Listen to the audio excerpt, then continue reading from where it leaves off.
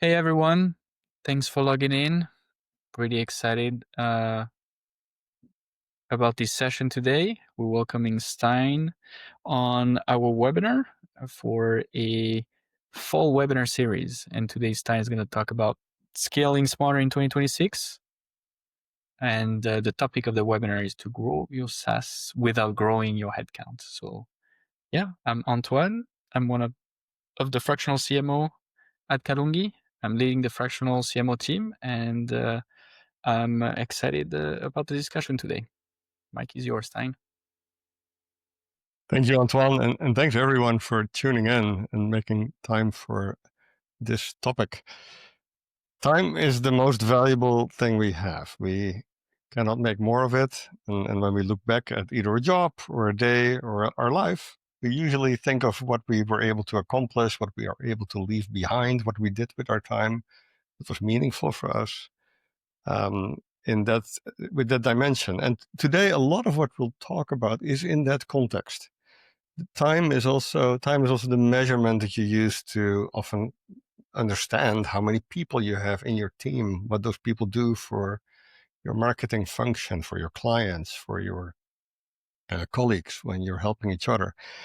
And growing a SaaS business without adding people is key to success in 2026. And it's not just about AI, although that plays a big role, but there are many other trends that are really driving this topic as being one of the things we think most about at Kalungi right now. So very excited to see so many people join for this conversation. Let me start with, I have a framework. I have many frameworks. One is called pain, claim, gain. So I wouldn't do that justice without starting talking about the pain a little bit that we're seeing in the B2B SaaS marketing industry. And I like to summarize it with these 5 things. And I'll actually walk through them in a little more detail. So the first one, when you think of the amount of SaaS businesses that are out here, I've been in SaaS since we started with Office 365 at Microsoft. This is in 2008, 2009-ish, that time frame. So it's a while. And if you pick any data source, Google will tell you about, I think, 31,000, all the way to some data sources that tell you over 200,000 companies are called SaaS companies these days, right? And the last 10 years, that number has grown extremely high, extremely fast. And if you think of that crowded landscape, it has put a lot of pressure on marketing economics, right? If you think of saturation of niches are no longer niches. Where you have so many there's so many CRM solutions, right? And for most of them, there is a market. If you have a CRM solution for dental management practicing in the south of India for a specific language in India, you probably have a market. But there are also a lot of niches that are really no longer niches anymore. So the challenge with marketing is that everything, of course, gets very expensive and markets get oversaturated. The second challenge is that, and that's driven partly by that saturation, but there's many other reasons that the customer acquisition cost, the cost of getting someone's attention, getting someone to click, to changing someone's behavior, to changing what someone believes, right? Those are the core outcomes of a lot of the marketing work we do, has become extremely expensive. And of course, this is not just about hard dollars and discretionary budget. It's also about the time you spend on certain things. But if you do real honest analysis, and I've looked at a lot of data, and these numbers come from a couple of studies, then you can actually conclude that for most B2B SaaS ventures right now, it is actually really, really hard to gain any form of positive ROI from a lot of their go-to-market work unless they strike gold, unless they are lucky, right? Unless they have something that matches the product market fit in such a much better way than the competition that leads to things like product-led growth, that you can make those economics work. But there are, out of every 10 companies, there are a lot of those 10 that actually cannot make it work. And that gets me to this other problem, that a big part of the cost is still the time that humans have to do marketing, right? Even with AI, although AI has driven a lot of efficiency and a lot of effectiveness for certain tasks, it's also driven cost up because it is so easy for everybody to do certain things now, right? It's not just that some of the labor has gotten cheaper because of AI, but because everybody can use those same tools, the labor actually has gotten more expensive, especially for the people who are really good at using the tools, who are really good at what they're doing. So some of the numbers I'm sharing here are not necessarily across the board, but when you want to hire really, good people, then the prices actually have gone up dramatically. And I mentioned product-led growth. Product-led growth is a phenomenal growth strategy. I've talked a lot about this with Wes Bush, for example, on his podcast. I love product-led growth when it's actually the right model.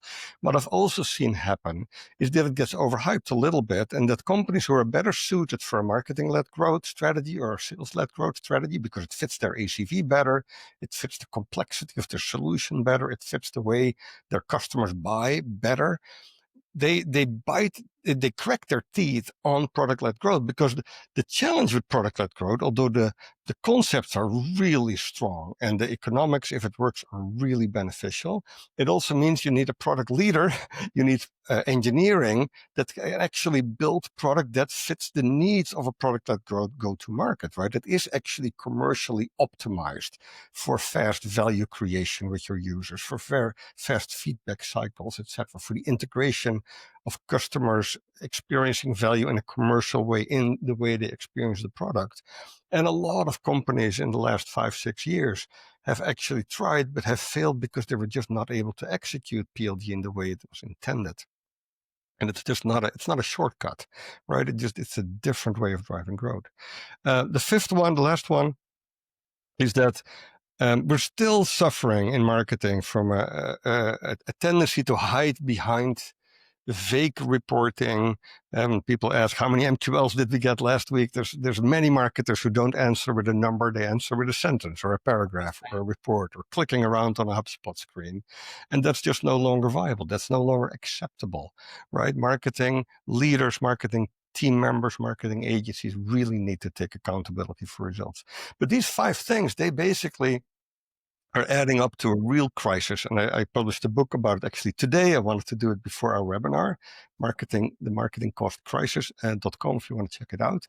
That has all this data and a lot more also about what you can do about it, the insights across all these companies. It's about 5,000 companies that were used to create this book. There's benchmarks in their salaries, etc. Go ahead, Antoine. It looks like we have a technical issue and this is not going live. Mario. Is it being recorded? It is being recorded. Let's keep going. Okay. The other part of our problem is that we like to solve things by throwing people at it in marketing. And when you do that, although especially the right people can add a lot of value, can have enormous impact, it also drives an enormous amount of complexity. So when you just use these diagrams that many of you have probably seen, you can see kind of the challenges that this creates. Even if you enable all these people with AI tools, it actually becomes a bigger problem, because people not only create more noise when they have to work together, and all the connection points and the communication breakdowns, they scale. It also often means that AI amplifies not necessarily the signal, but the noise. So it even becomes more noisy. And that's another book I launched a couple months ago. It's about syntropy. It's about how do you actually create signal? How do you make sure that when you have humans and AI and tools work together, that the increase in signal quality helps you actually scale, and specifically scaling the human superpowers, right? There's many things that AI can do better, faster, more accurate, more efficient than we, but there's very few things that the AI can do really well without us, right? And it's because of some of the things that are on this slide, right? When you think of the way we are able to observe certain things, to interpret, to connect certain pieces, to be empathic, to understand the consequence, the implications of some of the things we say, we do, we communicate, or we brand. There are a lot of areas where humans still have a far better capability, especially when it's increased in capacity or in speed with AI tools. But it's absolutely important to have the human element drive all that. And that's why we kind of think about one of the first growth hacks that we found at Kalungi if you have a successful B2B SaaS business, you have hit product market fit, you have customers who have not only are using your product, they pay for it, they stay, they maybe tell others about it. You have a real hold on a group of what we would like to call ideal customer profile clients. And what you can now do, you can use all the information, all the intel that you have about these clients to increase the signal quality that only you will have to have a competitive advantage.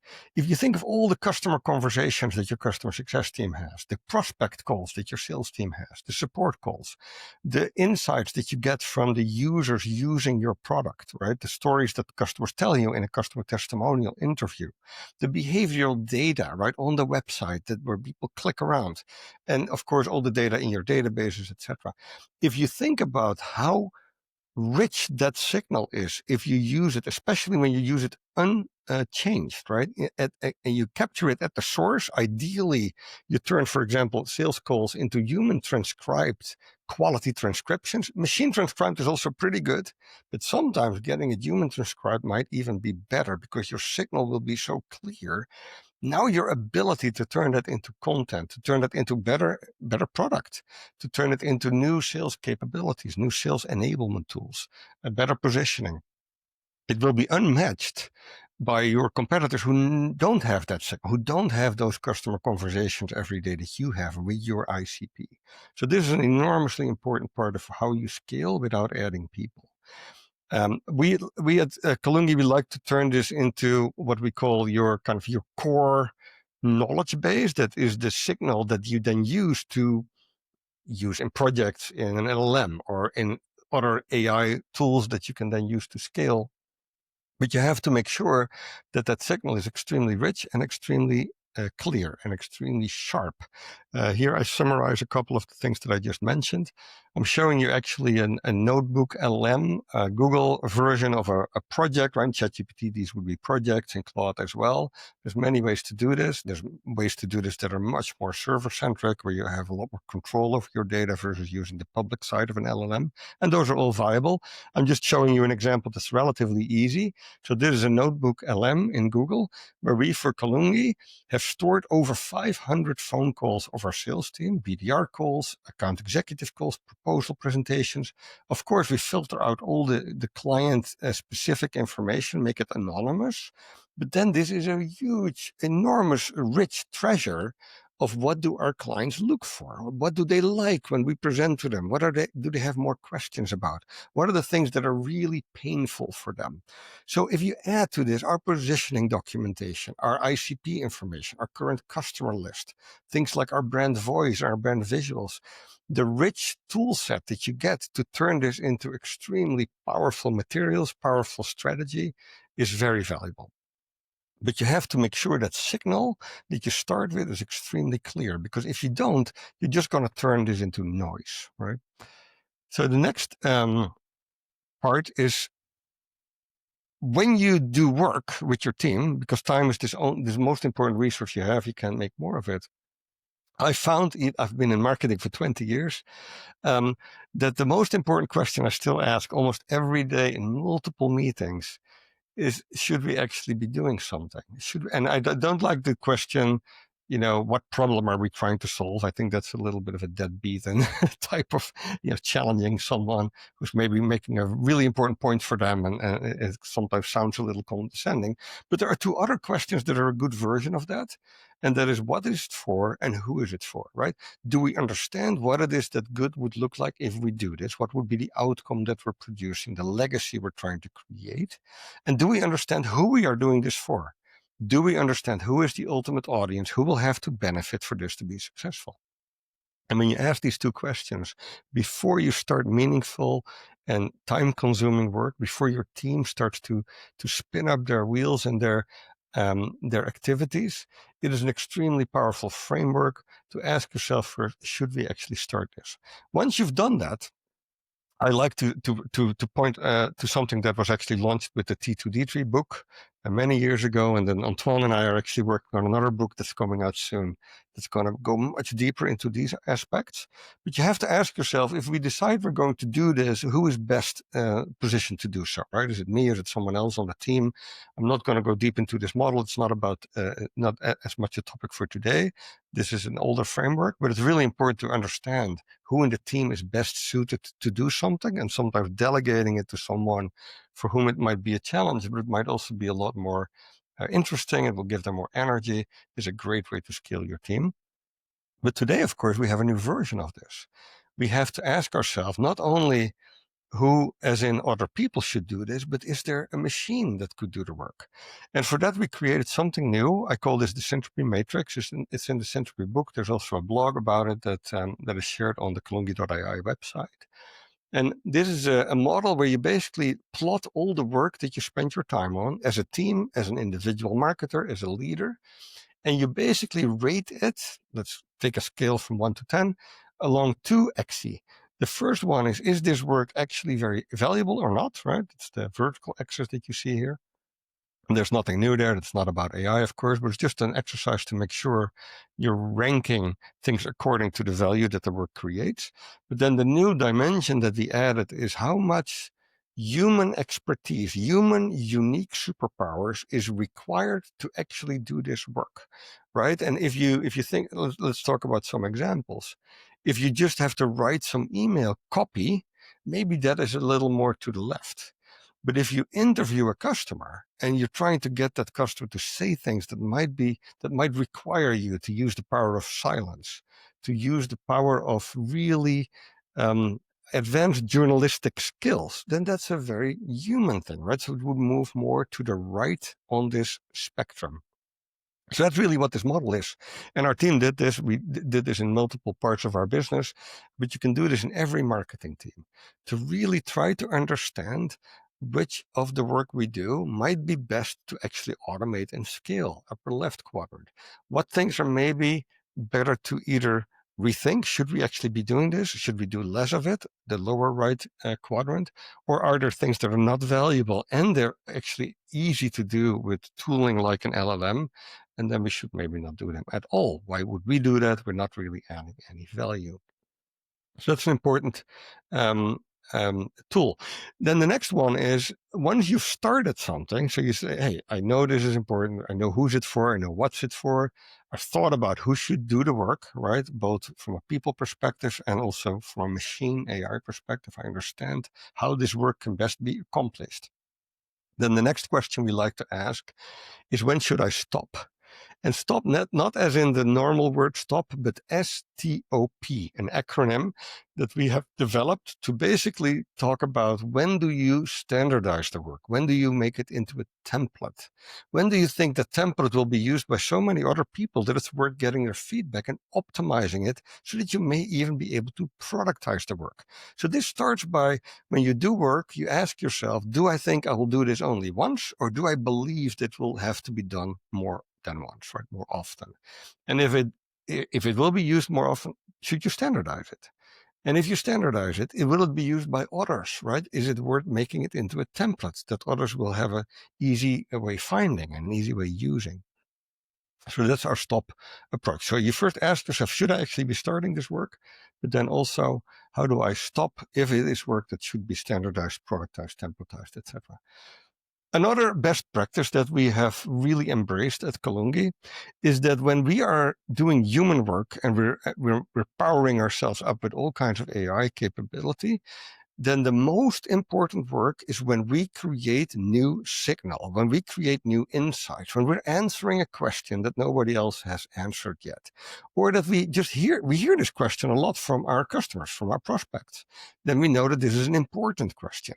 And then we could look at, in a Google search or in an LLM search, and say, hey, what is the quality of the answers that is already out there? And do we believe we can improve on those answers? Can we create better content than the content that's already out there? And if we think the answer to that question is yes, we can, then we should not only create that content, we should publish it. We should publish it publicly on a public medium, on our website, on YouTube, in whatever place this can be found by others, Because if we don't publish it, someone else might, right? And now that with AI, the speed of turning content into things that everybody can find and benefit from and build upon, it is even more critical that when you create value, when you create signal, when you can turning your own ideas, your own intellectual property and things that other people can learn from, can use, that you actually take the extra step to publish it. Very critical. So let me start wrapping up here. The next part is that you kind of do a little bit of all of these before you hire people, right? You ask yourself, who is best to do the work, right? Not just other people, but machines. Is what we do creating signal, right? Is it a human element, a human superpower that makes the signal stronger so that when we use machines, when we use AI, it will actually really help us scale? Are we disciplined to ask ourselves, is this work going to be used multiple times? Should we standardize it? Should we turn it into a template if others can use it? And if we do, is it worth optimizing so that we can even turn it into a product? And then when you come up with new value that you add, new ideas, new insights, new learnings, make sure you publish it. Don't hide it. If you hide it and you by accident tell someone about it, they could publish it. And now you're not able to get the same level of value back from the hard work you did. Finally, I didn't talk about this yet, but since time is your most valuable asset, I've been in professional services, in marketing and professional service a large part of my career. I've never enjoyed tracking my time, but I do so relentlessly now, because the one thing that you want to understand is my time, the time that I use to create, for example, marketing content, to create strategy. Is it being used in what I now call a syntropic way? Am I using it on things that nobody else can do, that cannot be done by an AI, cannot be done by another person?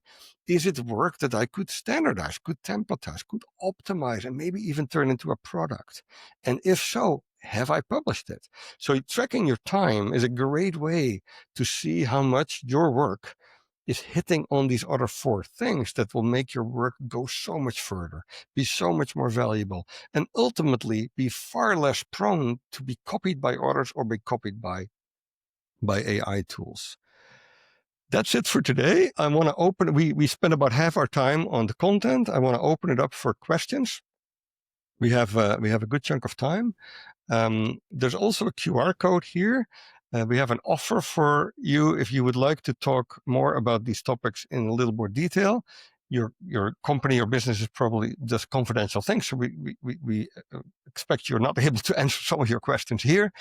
So this QR code gives you actually a link to a scheduling tool where you can find time with myself and with other people in the team, where we will do a complimentary T2D3 growth workshop with you, where we'll walk through some of these concepts and share some of our best practices in more detail so that you can benefit from those.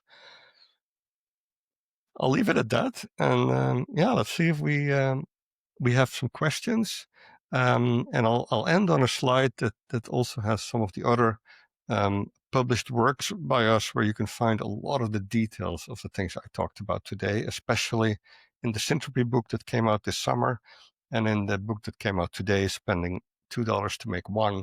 That's really about the challenges that marketing is going through right now, especially B2B marketing, with everything becoming almost economically unviable to drive growth unless you're really, really buttoned up and use all the new tools and those new strategies. Thank you, Stijn. Looks like we have a couple of questions. Thank you for going through this. Really, really insightful. Looks like there was a question on your slide 9 about why the more heads myth fails, and especially around like when is the sweet spot, or what are the trends that you've seen so far in terms of like good size of a team? Yeah, that's a very good question. I've talked a lot about team size when I scaled marketing organizations at Microsoft. The last marketing team I led was 500 people, was the small medium business marketing team globally. And of course, the way that an organization like that works with a matrix and with all kinds of different reporting is very different from a small B2B SaaS marketing team. So I'll lean more towards the latter, in my comment. I used to think a team of 5 to 10 people was the ideal size for a good B2B SaaS marketing team. I felt the depth of expertise that you needed in certain areas really warranted a team size like that.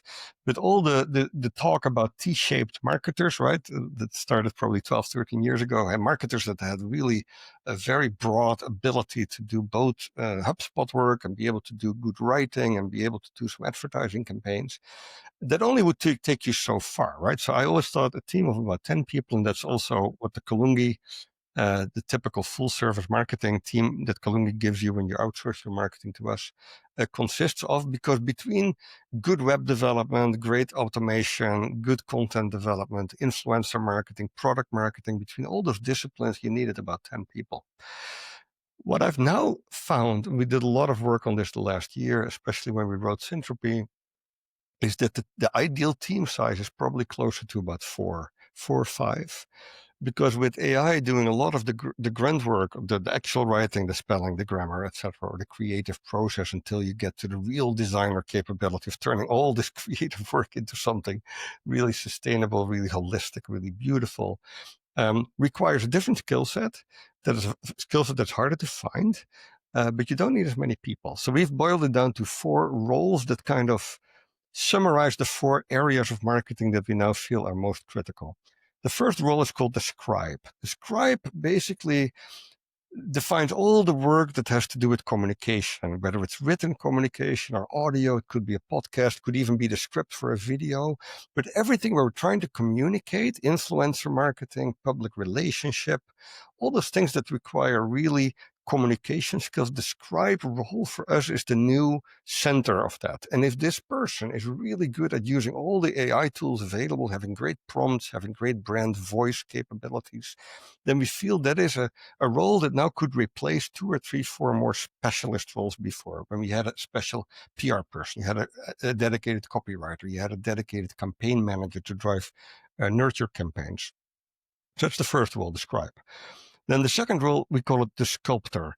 The sculptor is where all the visual and the user experience elements come together, from websites to really beautiful design, beautiful interaction with information, right? Whether that's through infographics or new like online experiences, could even be a virtual world, right? All these things that have to do with bringing things to life in beautiful, immersive ways, in graphical design ways, in video expression when it comes to the visual side of the video. So we call this the sculptor. And we think the sculptor has the skills and the capabilities and the experiences that are far more than what traditional design is. Traditional design for me always fell into 4 layers of, call it sophistication. The lowest level is you go to design school and you learn how to apply brand standards. You learn how to use the right colors, the right type setting, the right ratio of content versus neutral space on a page, the right treatment of a photo, right? All those things that go into building a beautiful brand style guide and then using it. That's the first level of design. The second level of really good design is to not just being able to apply brand standards and using all the tools, InDesign and all the Adobe tools to do that, but to actually turn that into something that people find interesting. And going from that first to that second level of design is about not necessarily always following the rules. It's about sometimes breaking the rules, creating tension, doing these things that really are hard for an algorithm to do.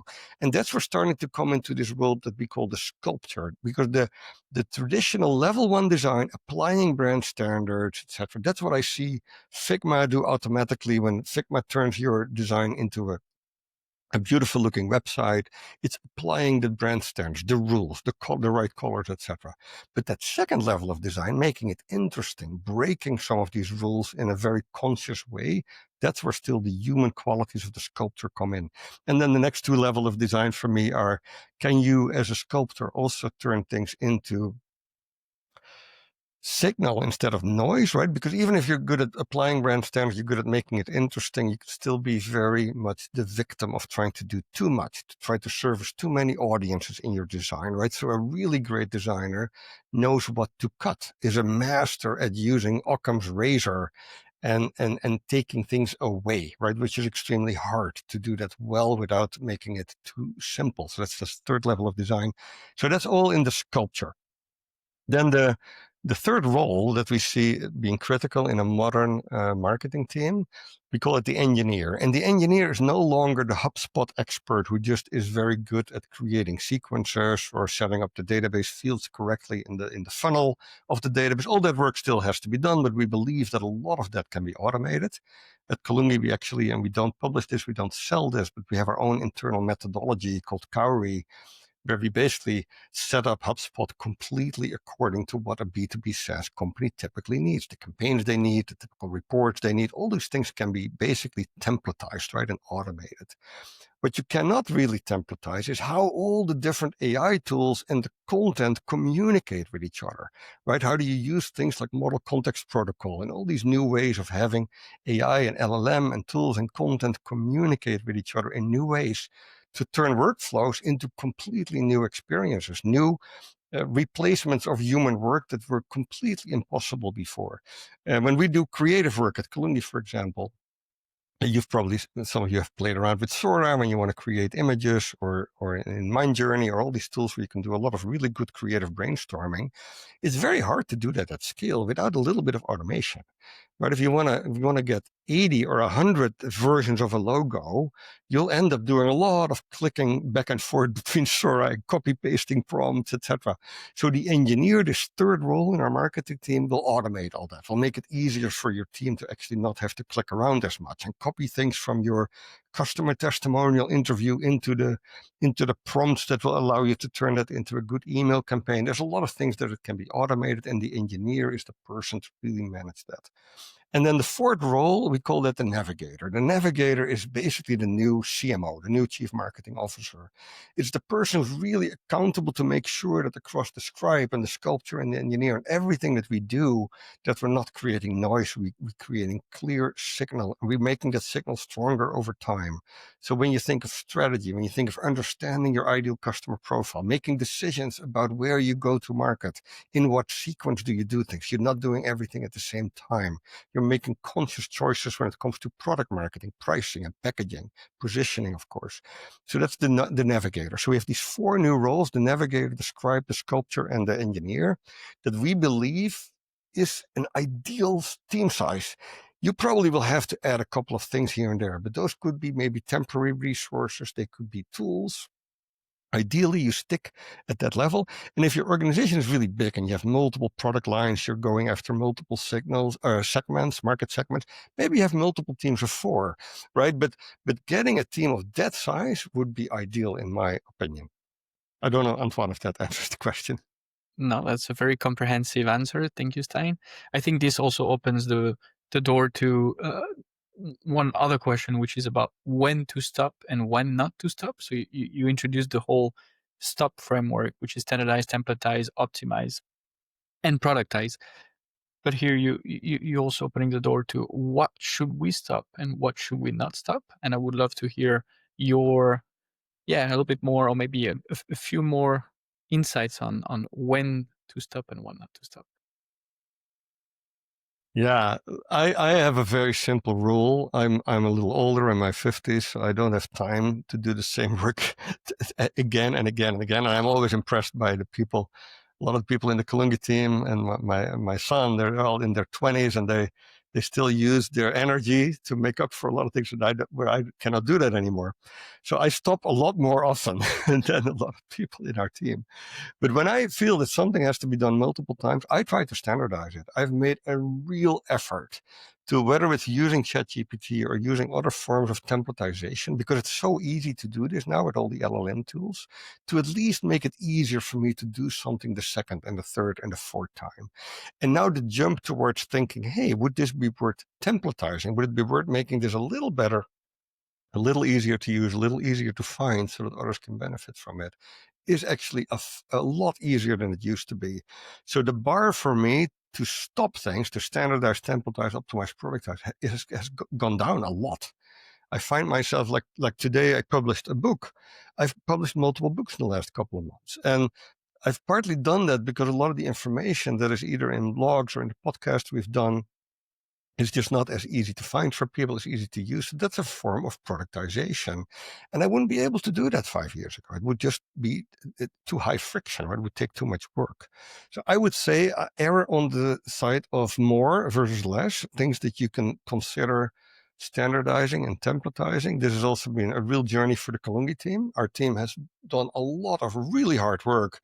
I've seen people work deep into the night and weekends on work that we had done before. We had done multiple times, and we were doing it again. And it's been a hard effort. You have to be really disciplined about this to invest the extra 10, 20, 30% to at least standardize things. But it has not been easier ever than it is now with all these LLM tools. Awesome. Thank you, Stijn. Yeah, I think again, really, really comprehensive answer here, and we are getting closer to the time. I think to close this up, we went through multiple topics here, but really, if there is one out of the out of the 5 key takeaways that that you really double down on, whether it is who, not how, human create signal, applying stop, publish such signal, and make time visible, is there one that you would push or double down on as one of your top? My personal favorite is publishing my signal. I have a tendency in the morning to wake up with all kinds of ideas and forcing myself in the first couple of hours of the day after I've done my workout. That's always my first priority, my health. But to then use those very valuable parts of my time to create signal by publishing blog articles, by turning those articles sometimes in more meaningful pieces of content, has been my top priority. And it's been a large part why we could start Kalungi many years ago, right? It's where the playbook came from, where a lot of our initial templates came from, where the book T2D tree came from. So that is my favorite, Antoine. But I definitely think this is not the same recipe for everyone. I think if you're very much you're leading teams, you're managing a larger personal organization, getting really good at asking yourself who is best to do the work before we start it, and then making sure that the work that gets started is very clearly needed and defined, right? Who's it for? What's it for? So those would be the first 2 on this list. Is probably even more important. All right. Yeah, it looks like that was one that Alex in the audience really supported. Publish or be forgotten. Love this concept. Again, I wanted to thank you for your time. Thanks for the great conversation, Stijn. Remind to everyone that tuned in today that we're offering this T2D3 growth workshop. The idea here is to use some of the Templatize work that we've put together for a while now, and really support some B2B SaaS venture in their growth planning for 2026. And we'll offer 5 spots for this first series, and looking forward to see you guys in there for further conversation.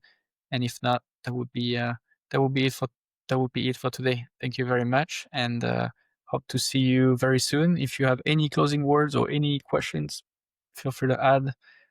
Thanks for the reaction, and yeah, we'll close it for today. Thank you very much. Thanks, everyone. It was great to have all of you here. Thank you.